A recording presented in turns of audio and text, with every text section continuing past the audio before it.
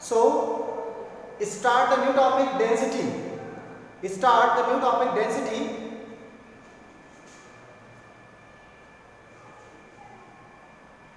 Last lecture was based on formula making. We will solve some numericals also on based on formula, how to get the value of z and how to calculate density of unit cell. First, you have to know that the density of unit cell, density of unit cell is equal to mass of unit cell, mass of unit cell upon volume of unit cell. Mass of unit cell upon volume of unit cell. Mass of unit cell, we have to discuss mass of unit cell. This is indicated for the density. Density को दिखाने के लिए तो ये होता है, बोलते हैं rho. Mass of unit cell का मतलब total number of particles, total number of particles in the unit cell, that is z into mass of one particle, mass of one particle, mass of one particle.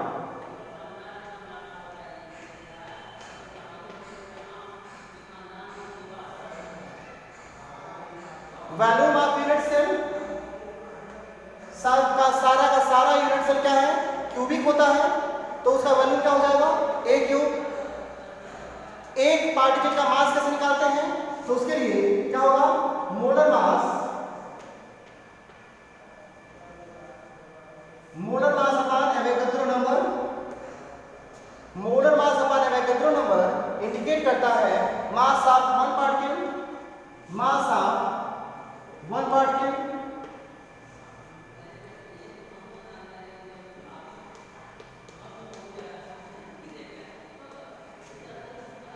Put करिए यहां पर, तो value क्या आएगी, value आएगी density equal to z into molar mass upon Avogadro number into a cube. ये formula बन जाएगा आपको. किसी भी यूनिट सेल की डेंसिटी जो होगी वो होगी number of particles, number of atoms in unit cell into molar mass of the particle जो भी यूनिट सेल में है, एवोगाड्रो नंबर जिसकी वैल्यू फिक्स होती है, और क्यूब का वैल्यू जो कि होगा ये क्यूब, क्योंकि सारे के सारे यूनिट सेल क्या होते हैं, क्यूब में होते हैं. इस फार्मूले से you will get the value of density of any given unit cell. आसानी से पता कर सकते हैं आप, ठीक है. इस पे हम कुछ न्यूमेरिकल लगाएंगे जिससे हम लोग इस बात का अंदाजा लगाएंगे कि इसको कैसे सॉल्व किया जाए. मैं आपको न्यूमेरिकल लगा के दिखाता हूं, ठीक. डेंसिटी पे कुछ न्यूमेरिकल लगा के मैं आपको दिखाऊंगा, ठीक है. देखिए,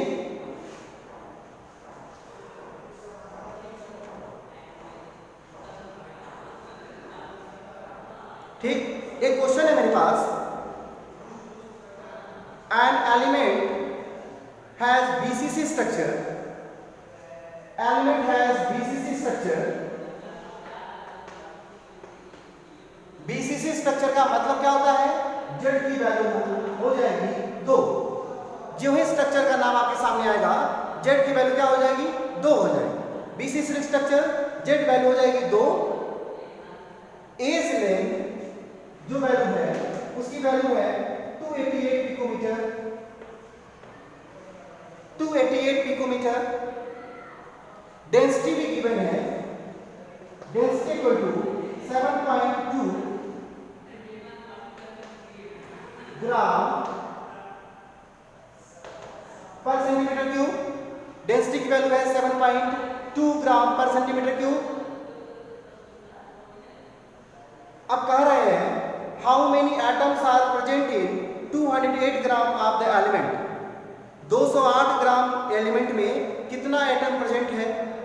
अगर हमें मोलर मास पता चल जाए, अगर हमें एलिमेंट का मोलर मास पता चल जाए, तो मोलर मास की हेल्प से हम पता कर सकते हैं कि कितने नंबर ऑफ एटम्स प्रेजेंट हैं उस यूनिट सेल में जिसका मास 208 ग्राम है। ठीक है, 208 ग्राम एलिमेंट में कितना पार्टिकल है, हम इस गिवन डेटा से पता करेंगे मोलर मास। फार्मूला क्या है? फार्मूला है density equal to Z into molar mass upon Avogadro number into AQ। ये आपका फार्मूला है। डेंसिटी की वैल्यू दी गई है 7.2, Z की वैल्यू 2 है क्योंकि BCC था, मोलर मास आपको पता करना है, अपॉन एवोगैड्रो की नंबर की वैल्यू आपको पता है वो होती है 10⁻23 और AQ। ध्यान रखिएगा हमेशा ही एज लेंथ या रेडियस की वैल्यू पिकोमीटर में दी जाती है। हमेशा ही पिकोमीटर को आपको कन्वर्ट करना होगा सेंटीमीटर में, मीटर में कन्वर्ट नहीं करेंगे, सेंटीमीटर में कन्वर्ट करेंगे। क्यों? क्योंकि ये हमेशा ही सीजीएस यूनिट में सॉल्व किया जाता है, सीजीएस यूनिट में सॉल्व किया जाता है। ऐसे कंडीशन में आप ए की वैल्यू हमेशा पिकोमीटर से कन्वर्ट करके करेंगे सेंटीमीटर में। 288 पिकोमीटर का मतलब एक पिकोमीटर में कितना होता है 10⁻⁻10 सेंटीमीटर। तो इसको कन्वर्ट करेंगे इनटू, मैं नीचे लिख दे रहा हूं, इनटू 288 क्यूब इनटू 10⁻⁻10 का क्यूब।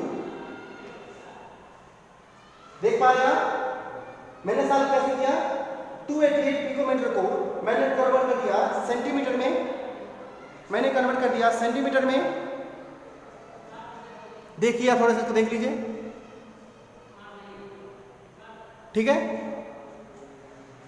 288 क्यूब इंटू 10⁻⁻10 का क्यूब। इस पूरे डेटा को आप सॉल्व करेंगे, इस पूरे डेटा को आप सॉल्व करेंगे तो मोलर मास की वैल्यू आएगी, मैंने सॉल्व करके रखा है, मोलर मास की जो वैल्यू आएगी वो होगी 51.78 ग्राम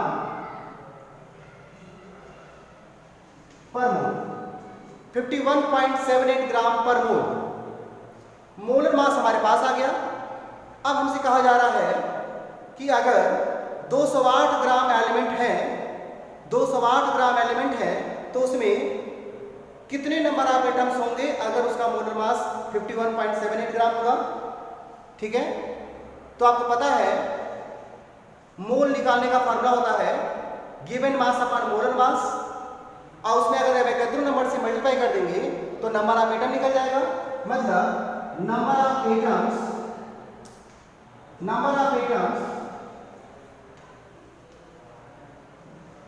in 208 gram, number of atoms in 208 gram equal to हो जाएगा गिवन मास 208 ग्राम है, मोलर मास 51.78 है इनटू एवोगैड्रो नंबर जो कि है आपको पता 10⁻23। अब यहां सॉल्व करके आप पता लगा सकते हैं कि number of atom present in 208 ग्राम कितने होंगे। इसको सॉल्व करके आप इसको पता लगा सकते हैं। ठीक है, कहने का मतलब ये हुआ कि डेंसिटी का जो फार्मूला है उसका सिंपली यूज करके, डेंसिटी का जो फार्मूला है, आपके पास अगर स्ट्रक्चर है SCC तो Z की वैल्यू होगी 1, BCC Z की वैल्यू होगी 2, FCC Z की वैल्यू होगी 4 या ECC भी Z की वैल्यू होगी 4 और ECC Z की वैल्यू होगी 2। तो उसके हेल्प से आप Z की वैल्यू रखेंगे। अगर मोलर मास दिया है एलिमेंट का तो मोलर मास रखेंगे, एवोगैड्रो नंबर का यूज करके यहाँ पे एज लेंथ को रख करके उसका क्यूब करके आप निकाल सकते हैं डेंसिटी। अगर डेंसिटी पहले से दी गई है तो इसमें से कोई एक पूछा जाएगा, ध्यान रखिएगा। Z Avogadro number, molar mass, edge length और डेंसिटी में से कोई एक आपसे पूछा जा सकता है। बाकी सारे के सारे डेटा आपको दिए जाएंगे, उसको जस्ट पुट करके आप दूसरा जो डिजायर्ड डेटा है उसे निकाल सकते हैं। ठीक है, इस डेंसिटी के क्वेश्चन के बाद हम लोग सॉल्व करेंगे मैं आपको सॉल्व करके दिखाऊंगा। फार्मूला बनाने के लिए और जेड की वैल्यू कैसे पता करते हैं उसके लिए एक या दो न्यूमेरिकल, ठीक है। चलिए मैं आपको दिखाता हूं, बहुत ही आसान है, देखते रहिए इसको।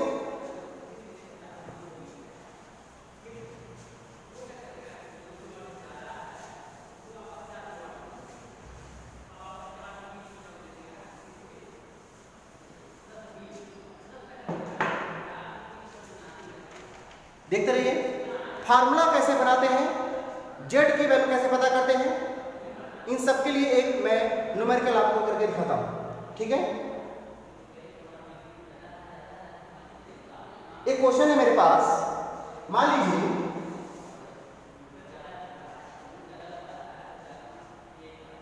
x जो है किसी यूनिट सेल में x जो है वो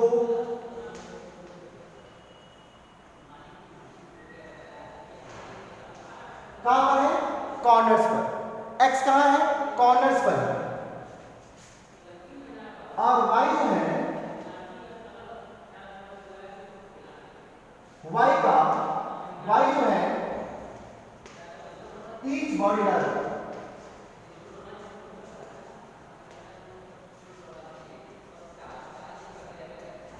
y जो है वो बॉडी डायगोनल पर है। y जो है कहां पे है, बॉडी डायगोनल पर। मैं आपको बता दूं, किसी भी यूनिट सेल में 4 बॉडी डायगोनल, थोड़ा आप देख लीजिए इसको,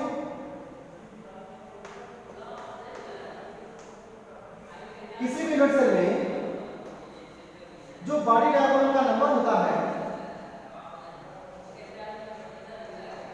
वो होता है 4 बॉडी डायगोनल। फेस डायगोनल का जो नंबर होता है वो होता है 6। 4 बॉडी डायगोनल, 6 फेस डायगोनल होते हैं, ठीक है। एक जरूरी बात, फेस डायगोनल हो चाहे बॉडी डायगोनल हो, दोनों तरह के डायगोनल अगर रिमूव होते हैं तो हमेशा ही कुछ पार्टिकल कॉर्नर से और कुछ पार्टिकल अपने एसोसिएटेड प्लेस से लेके जाते हैं, ठीक है।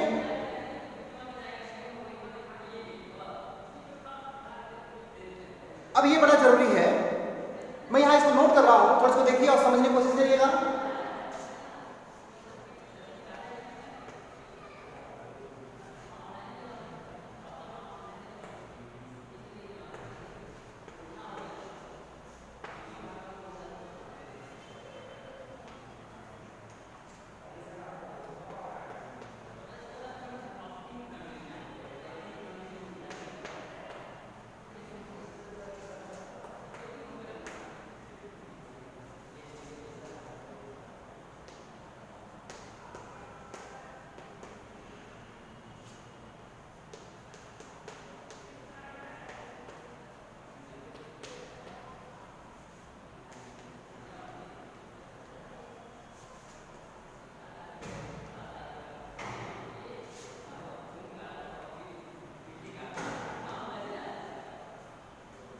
सुनिए ध्यान से मेरी बात, 4 कंडीशन है मेरे पास।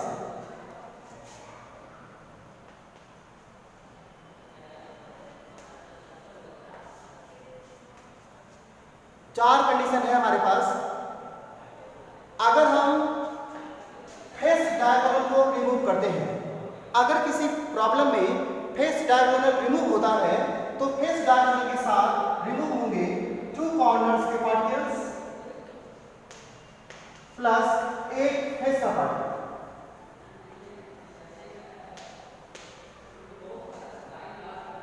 बॉडी डायगोनल में रिमूव होंगे 2 कॉर्नर के पार्टिकल्स प्लस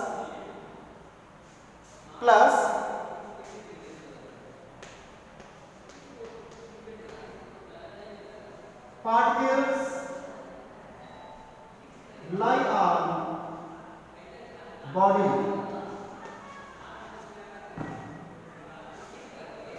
दो कॉर्नर के पार्टिकल रिमूव होंगे, साथ में जितने भी पार्टिकल बॉडी डायगोनल पे हैं, अगर एक पार्टिकल है तो एक, दो पार्टिकल है 2, 3 है 3, जितने पार्टिकल बॉडी डायगोनल पे हैं सबके सब रिमूव हो जाएंगे।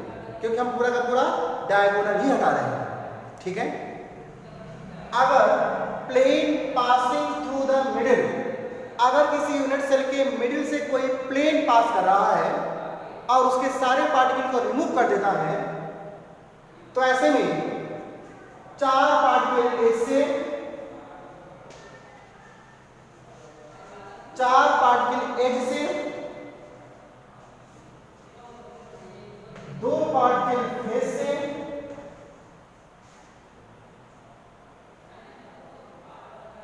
और 1 पार्टिकल बॉडी से रिमूव हो जाए। ध्यान से देखिएगा, इसको लिखिएगा। अगर कोई प्लेन मिडिल से पास होता है, plane passing through the middle, और सारे पार्टिकल को रिमूव करता है, तो ऐसे में 4 पार्टिकल एज से, जो एज सेंटर पे होते हैं, 2 पार्टिकल फेस सेंटर से और 1 पार्टिकल बॉडी सेंटर से रिमूव हो जाएगा। उसी तरीके से अगर axis passing through the centre, centre से कोई एक्सिस पास होता है और उस सारे पार्टिकल को रिमूव कर देता है, तो 2 पार्टिकल फेस से और 1 पार्टिकल बॉडी से, 1 पार्टिकल बॉडी से रिमूव हो जाएगा।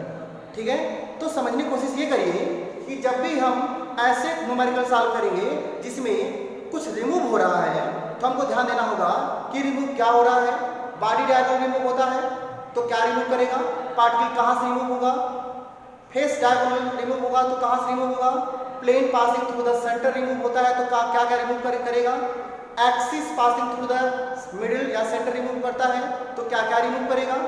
नंबर ऑफ पार्टिकल जब रिमूव कर देगा तो बचा हुआ जो पार्टिकल होगा वो डिसाइड करेगा जेड, वो डिसाइड करेगा फार्मूला। तो हम जब भी जेड या फार्मूला निकालते हैं तो हमको पता होना चाहिए कि ये कहाँ से रिमूव होता है, क्या क्या रिमूव होता है। ठीक है, अब थोड़ा सा देखिए इसको, ये नोट कर लेंगे आप लोग, पूरा नोट करिए। नोट करने के बाद मैं आपको क्वेश्चन दिखाता हूं, देखने की कोशिश करिए, क्वेश्चन देखने की कोशिश करिए।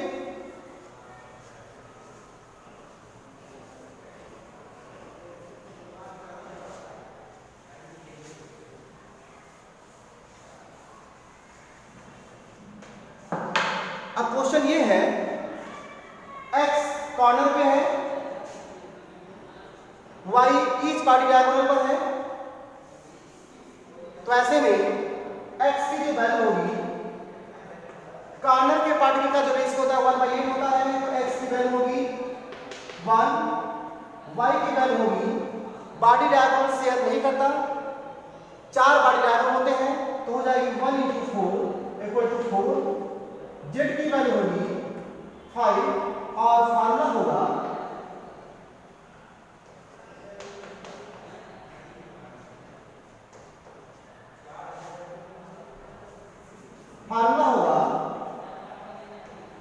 xy4, फार्मूला होगा xy4, सिंपल फार्मूला बन गया। अब दूसरी बात समझने की कोशिश करिए, हम क्या कर रहा हूं मैं,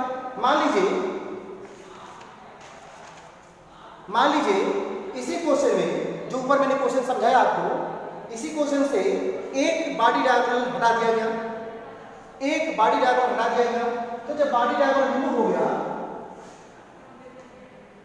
बॉडी डायगोनल रिमूव हो गया,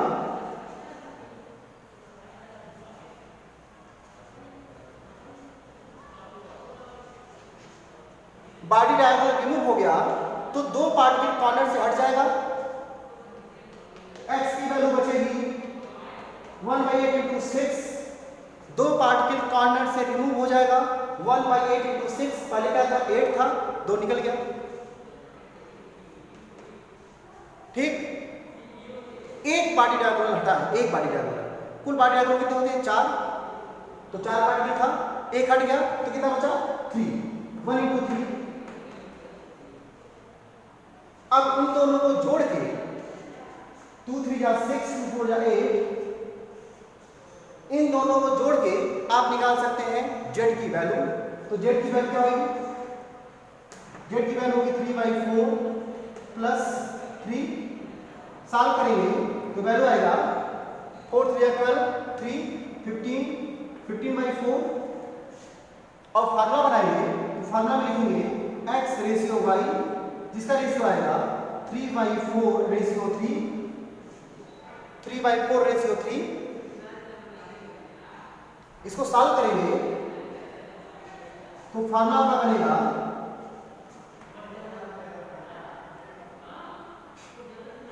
फार्मूला बनाइए, क्या फार्मूला बनेगा 3/4। इसको होल नंबर में कन्वर्ट कर लीजिए, होल नंबर में। ये 3 है, ये क्या है 3/4 है, ठीक है। कैसे कन्वर्ट करेंगे, इसे इंटू करेंगे कितने से आप 4 से, ये हो जाएगा 12, ये हो जाएगा 12 और ये क्या रहेगा 3 रहेगा। तो ऐसे में फार्मूला बनेगा xy 12 या फिर x 3/12 या फिर xy 4। फार्मूला बनेगा x 3/12 या सिंपलर करेंगे तो xy 4 हो जाएगा। तो ये इस तरीके से मैंने बॉडी डायग्राम निम्न करके दिखाया। अगले लेक्चर में मैं 1-2 नंबर के और आपको दिखा दूंगा, ठीक है। तब तक आप इसको इतना सॉल्व करिए, समझने की कोशिश करिए, ठीक। और अगले लेक्चर में 1-2 नंबर के और लगा के तब मैं आपको नया टॉपिक